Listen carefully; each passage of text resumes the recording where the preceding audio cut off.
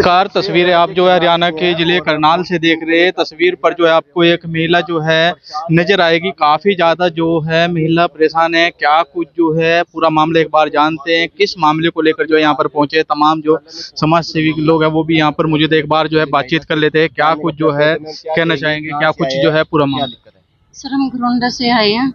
मेरे हस्बैंड ने हाउस मकान लिया था, तो 8 बैंक फाइनेंस ये हाउसिंग लिमिटेड है कंपनी, सेक्टर 8 में इन्होंने हमारा हाउस पे लोन किया। तो उन्होंने बोला अभी आप इंश्योरेंस करवा लो, भी अगर कल को कुछ हो जाता है तो इंश्योरेंस पैसा भरेगी। लेकिन 1 साल के बाद मेरे पति की रेलवे रोड पे गाड़ी के अंदर ही हार्ट फेल से डेथ हो गई। उन्होंने 13 दिन बाद डॉक्यूमेंट मांगे, हमने सारे डॉक्यूमेंट जमा करवा दिए और उसके बाद भी उन्होंने बोला 2 किस्त भर दो, 90 दिन का प्रोसेस है, अभी 31 मार्च को आपका लोन क्लोज हो जाएगा। लेकिन उन्होंने उसके बाद में हमारा लोन क्लोज नहीं किया। हम मकान पे नोटिस लगा रहे हैं, अभी आप किस्त भर दो। मेरे 3 बच्चे हैं, छोटे छोटे बच्चे हैं, पढ़ाई कर रहे हैं, घर में कमाने वाला कोई नहीं है। मेरा परिवार मिलकर हमारा गुजारा करता है, तो मैं किस्त कहाँ से भरूं? कितना लोन था? 21-21 लाख का लोन था। तो कोई बातचीत हुई उनसे? तो वो कह रहे हैं अब भी हमें नहीं पता, हमारे साहब को पता है, अभी हमें ये नहीं पता भी उनका साहब काम कहाँ ढूंढे। हमारे पास तो ये बैंक वाले है जिन्होंने इंश्योरेंस किया था। जब मेरे पति के 2 गाड़ियों पर लोन चल रहा था वो माफ हो गया डेथ सर्टिफिकेट के आधार पर, तो अभी ये लोग क्यों नहीं करते हैं? तो कितनी किस्तें आप अभी तक देते हैं? हम 1 साल तक हमने रेगुलर किस्त भरी है और उनके मरने के बाद भी हमने 2 किस्त उनसे भरवाई है। लोन आपका ये तो उसमें डॉक्यूमेंट में लिखा हुआ है, क्योंकि मेरे हस्बैंड को सारा कुछ पता था। तो अब मैंने एसपी साहब के पास आई हूँ, उन्होंने हमें न्याय दिलाने की करिए, अभी आपको न्याय मिलेगा। बैंक में गए थे आप, उनसे बातचीत हुई है? हमने के बस उन्होंने हमसे किस भाई उसके बाद हमें नहीं पता, ऊपर हमारे सामने मना कर रहे हैं। परिवार में कौन-कौन है? परिवार में मेरे 3 बच्चे हैं, मेरे उनके छोटे भाई हैं, बड़े भाई हैं, उनके ताऊ जी हैं, वो हमारा मिलकर परिवार का पालन कोई नहीं कर रहे थे? नहीं, अब तो यही दे रहे हैं हमें खाने के लिए, क्योंकि मेरे 3 बच्चे हैं। ये बड़ा +2 में पढ़ता है, ये 11th में गुड़िया, ये छोटी 2nd क्लास में। परेशान तो नहीं किया जा रहा उनके द्वारा किसी को लेकर? नोटिस चिपका के जाते हैं घर पे, अभी आप किस्त भरो। अब हम कहाँ से किस्त भरेंगे? अच्छा, नहीं तो न करे हम आपकी मकान की नीलामी हो जाएगी। किस तरह से टॉर्चर किया जाता है? जानते हैं भाई, उनसे जानते क्या कुछ? मकान कूड़ा कर देंगे, वो कर देंगे, कब्जा ले लेंगे मकान का, आप खाली करो मकान को, या पैसा भरो या खाली करो।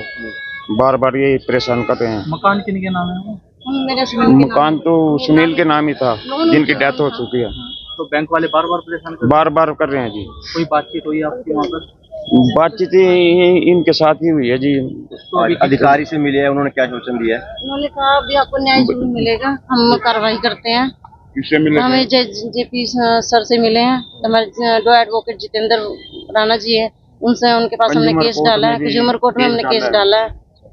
तो आगे सर ने हमें आश्वासन दिया अभी आप कार्रवाई करेंगे, आपको न्याय जरूर मिलेगी। किस्तें भरने में असमर्थ है? हाँ जी, मेरे कोई कमाने वाला ही नहीं, खाने को ही हमारा परिवार वाला दे रहे हैं हमें खाने के लिए, और मेरे 3 बच्चों को भी यही पढ़ा रहे हैं, तो मैं कहाँ से लाऊं? खाना खर्चा भी समाज सेवी जो जेपी से पूरा है, उनसे जानते क्या कुछ जो है कहना चाहिए? पूरा मामला है? देखो, युवा बोलेगा मंच की तरफ से हम करनाल की सीएम सिटी में भोले भाले लोगों को ठगने वाले जो ये प्राइवेट बैंक आते हैं, जैसे आर्ट हाउसिंग फाइनेंस लिमिटेड है, इनको बेनकाब करना चाहते हैं, और आपकी मीडिया के माध्यम से जो ये लोन ले लेते हैं उनको सावधान करना चाहते हैं, और विधवा को दिलवाना चाहते हैं, और उपायुक्त मोदिया का इसमें क्षमा आ गया है, उनके द्वारा कार्रवाई करवाना चाहते हैं, कानून से चल रहे हैं। ये मेरे घरोंडा के रहने वाले हैं। अचानक इनके पति सुनील जो टेंट का काम करते थे वो स्वस्थ थे, और ये मतलब आर्ट हाउसिंग फाइनेंस वाले अचानक इनके घर आते हैं और लोन करते हैं 21,41,832 का। उसके बाद 1 हफ्ते बाद वे आते हैं, कहते हैं कि इंश्योरेंस कंपनी है हमारी एक अलग से बैंक के अंदर बैठी हुई है, उनसे इंश्योरेंस करा लो, कल 100 बात हो जाए अनजाने में, और उसी के नाम मकान के सुनील के नाम लोन होता है, और उसके नाम इंश्योरेंस कंपनी मतलब इंश्योरेंस कर लेती है। उसके बाद नॉमिनी इनको बनाया जाता है, मृदुला रोहिला को। उसके बाद अचानक 2025 में अचानक वो रेलवे रोड से आ रहे थे, उनकी अचानक हार्ट अटैक से डेथ हो जाती है। डेथ होने के बाद 13 दिन हो जाते हैं। 13 दिन के बाद ये अपने कागज कार्रवाई लेकर के, छोटे छोटे इनके बच्चे हैं, 2 लड़कियां 1 लड़का है, ये मतलब उनके पास जाते हैं जहां लोन ले रखा था। इनकी कार भी थी 1-2 जो स्मांड होती है टेंट का, वो ऐसा डंपर था, तो उसका भी लोन ले रखा था। ये लोन वाले के पास जाते हैं और वो तुरंत डेथ सर्टिफिकेट देख करके लोन माफ कर देता है। कार का हो गया, उसका हो गया, पर ये इन लोगों के पास जाते हैं, वो इनको गुमराह करते हैं कि आप 31 मार्च तक 2 किस्त और भर दो। रेगुलर किस्त चल रही थी, क्लोजिंग रिपोर्ट के बाद फिर आपके लेटर मुंबई में भेजेंगे, हमारा सेठ हमारी इंश्योरेंस माफ कर देगी। पर गुमराह करते करते करते यहाँ तक आ गया, आखिर में उन्होंने कहा कि हमारे सेठ ने इनकार कर दिया है, ऐसे हार्ड ट्रैक पे हम लोग आपका लोन माफ नहीं कर सकते, और नोटिस पे नोटिस चिपका रहे हैं, और उस मकान को जो गिरवी रखी गई थी रजिस्ट्री, उस मकान को नीलामी करने के लिए कोशिश कर रहे हैं। अभी तो हमने आज मीडिया के सामने टाइम था, इसलिए मैं इसको लेके आया हूँ। अगला समय उनके बैंक को ताला लगाने का भी होगा, उन बैंक के आगे टेंट मतलब गार्ड करके बैठने का भी होगा, नहीं मानने तो, और हमारा समय अब आ गया लोगों को जगाने का भी होगा। ये कौन सा तुक हो गया भैया, इंश्योरेंस तुम लोग करते हो, लोन तुम करते हो, और अचानक जिस आदमी के नाम करते हो वो आदमी इस दुनिया से चला जाता है, और उसके बाद जो विधवा हो जाती है वो नॉमिनी होती है, और दर दर की ठोकरें खा रही है और उसका काम नहीं करते। ऊपर गए थे, डीसी साहब के अधिकारियों से मिले थे, डीसी साहब तो बाहर गए हुए हैं, उन्होंने पूरी तरह से कागजों को सबमिट कर लिया है और कार्रवाई शुरू कर दी है।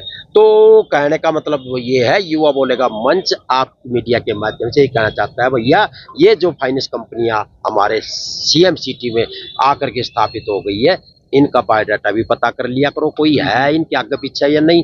इनके घरों में ही, इनके बैंकों में ही इंश्योरेंस होते हैं, ये पहले कुछ कहते हैं बाद में कुछ कहते हैं, इसलिए इस न्याय को दिलाने के लिए मैं यहाँ पर आया। धन्यवाद जी। तो आप देख सकते हैं तमाम जो लोग हैं यहाँ पर पहुंचे हैं, किस तरह से जो है इंश्योरेंस कंपनी के द्वारा जो है लोन इनको दिया जाता है, और उसके बाद इनके पति की जो है डेथ हो जाती है, और जिसके बाद आप तस्वीरों में देख सकते हैं तमाम जो परिवार के लोग हैं वो यहाँ पर पहुंचे हैं और इंसाफ की मांग करते हुए नजर आ रहे हैं, क्योंकि इनको बैंक वाले काफ़ी ज़्यादा तंग कर रहे हैं। लोन की जो किस्त है वो भी इनके द्वारा भरी जा रही है, मगर अब जो है भरने में असमर्थ है। वहीं जो इनके पति, उनकी डेथ हो जाती है हार्ट अटैक की वजह से, और उसके बाद बैंक वाले इनको तंग करते हैं। और उसके बाद आज जो है करनाल जिला सचिवालय पहुंचे अधिकारियों से मिलने के लिए, कहीं ना कहीं काफ़ी ज़्यादा जो है परेशान जरूर नजर आ रहे हैं। तस्वीरों को जितना हो सके ज़्यादा से ज़्यादा जरूर शेयर करते रहे। लाइव तस्वीर आप हरियाणा के जिले करनाल से देख रहे हैं।